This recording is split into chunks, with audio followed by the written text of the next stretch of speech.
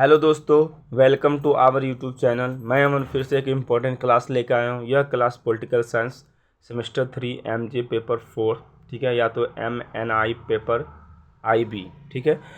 जितने भी 2022 से 26 वाले सेशन के सभी स्टूडेंट के लिए हेल्पफुल होंगे जो पॉलिटिकल साइंस लिए। इसका PDF प्राप्त करना है तो अमन सिंह टेलीग्राम या तो व्हाट्सएप ग्रुप में प्राप्त कर सकते हैं। नीचे डिस्क्रिप्शन में लिंक दिया हुआ है, ठीक है।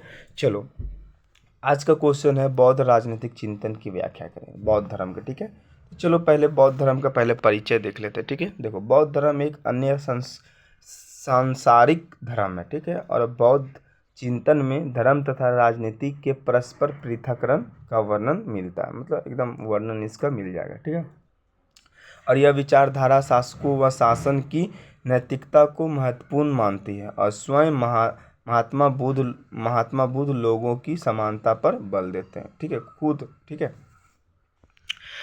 बुद्ध को राजनीतिक दार्शनिक नहीं माना जाता है। बुद्ध को जो होते हैं ना, वो राजनीतिक दार्शनिक नहीं माना जाता है, ठीक है, आपको याद रखना। हालांकि गेल ऑम्वेट और कांचांग इलेया जैसे विद्वान बुद्ध को राजनीतिक दार्शनिक मानते हैं, ठीक है। और बौद्ध धर्म के और उनके अनुसार कई राजा अच्छे शासन के बारे में सलाह लेने के लिए बुद्ध के पास आते थे, राजकाय पर भी अपना ज्ञान देते थे। आपको बता दें, बौद्ध धर्म का जो है ना संस्थापक महात्मा बुद्ध को माना जाता है। तो ये भी आपको लिख देना परिचय में, ठीक है।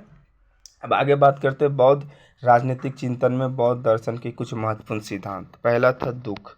संसार में स्वतंत्र दुख है, ठीक है। स्वतंत्र दुख है मतलब जीवन दुखों का व कष्टों से भरा हुआ है, ठीक है। और संसार को दुखमय देखकर, ठीक है, ही बुद्ध ने कहा था सभ्यम दुखम मतलब सब दुख में है, ठीक है। दूसरा, दुखम समुदाय मतलब दुख समुदाय अर्थात दुख उत्पन्न होने के कारण है, मतलब ये उत्पन्न होता है, ठीक है। और प्रत्येक वस्तु का कोई न कोई कारण अवश्य होता है, अतः दुख का भी कारण, दुखों के कारणों को प्रतिपत्ति समुदात्व कहा जाता है, मतलब दुखों का भी कारण होता है, ठीक है। ये बिना कारण का नहीं आता है। देखो, गौतम बुद्ध के अनुसार दिया गया ये सिद्धांत है, ठीक है, ध्यान में याद रखोगे। आगे देखिए, दुख निरोध मतलब दुख का अंत संभव है। अविद्या तथा तृष्णा का नशा करके दुख का अंत किया जा सकता है, मतलब आप दुख को ख़त्म कर सकते हैं, ठीक है, जब आप शांत रहोगे, विद्या मतलब सब कुछ सही से करोगे तो आपका दुख ख़त्म हो सकता है, ठीक है, दुख निरोध हो सकता है ठीक है। आगे बात करते हैं अष्टगिना मार्ग। अष्टगिना मार्ग कहने का मतलब क्या होता है भाई? सांसारिक दुखों से मुक्त हेतु बुद्ध ने अष्टगिना मार्ग पर चलने की बात कही है जो बुद्ध थे, महात्मा बुद्ध, वो अष्टगिना मार्ग पर चलने का बात कहते हैं। अष्टगिना मार्ग के अनुशीलन से मनुष्य की भाव तृष्णा नष्ट होने लगती है और वह निवारण की ओर अग्रसर हो जाती है। निवारण मतलब मृत्यु की ओर वो जाने लगते हैं, ठीक है। आगे देखते हैं बौद्ध राजनीतिक सिद्धांत। बुद्ध ने राजकाय पर भी अपने विचार दिए हैं जो निम्नलिखित है। राज्य की उत्पत्ति। बौद्ध राजनीतिक विचार राज्य की उत्पत्ति को मनुष्य के पतन या भ्रष्टाचार से जोड़ता है। तो मनुष्य का जो पतन या भ्रष्टाचार से इसको जोड़ता है और भौतिकवाद के उदय के कारण भ्रष्टाचार अस्तित्व में आता था। जो भौतिकवाद होता है इसका जब उदय हो जाता है तो अस्तित्व में भ्रष्टाचार आ जाता है, ठीक है।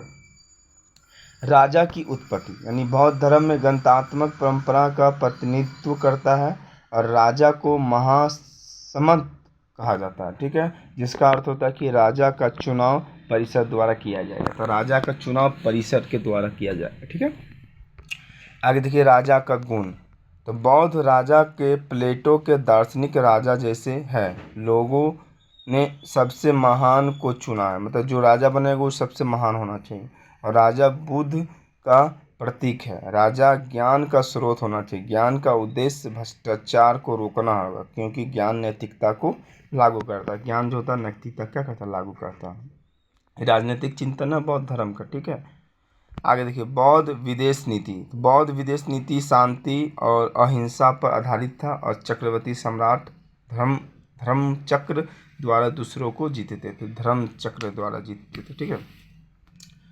अब यहाँ पर बात करेंगे बौद्ध धर्म के बारे में, और भी लिख सकते हैं, जैसे कि अशोक थे, ठीक है। अशोक अहिंसा का चीज़ पर ज़्यादा विचार करते थे। बौद्ध धर्म अहिंसा का ज़्यादा बात रखा जाता था। श्रीलंका में फैला, अपने से भी लिख सकते हैं, ठीक है। बहुत चीज़ ऐड कर सकते हैं, ठीक है, ऐड कर दीजिएगा, ठीक है। फिर मिलते हैं, अब मिलते हैं निष्कर्ष में। देखो निष्कर्ष लास्ट में लिख दो कि उपरोक्त तथ्यों से स्पष्ट होता है कि बौद्ध राजनीतिक दार्शनिक नहीं थे, किंतु उन्होंने राजकाज पर अपने विचार दिए थे। उन्होंने राज्य की उत्पत्ति, राजा के गुण इत्यादि पर अपने विचार प्रस्तुत किए थे और उन्होंने अच्छे राजा के गुण भी बताए थे। इस प्रकार से आप बौद्ध धर्म के राजनीतिक चिंतन के वर्णन कर सकते हैं। लिख दोगे और अपने बढ़ा चढ़ा के भी लिखोगे तो आपको नंबर मिल जाएगा, ठीक है। फिर मिलते हैं नेक्स्ट वीडियो में, तब तक के लिए बाय बाय। जय हिंद, जय भारत।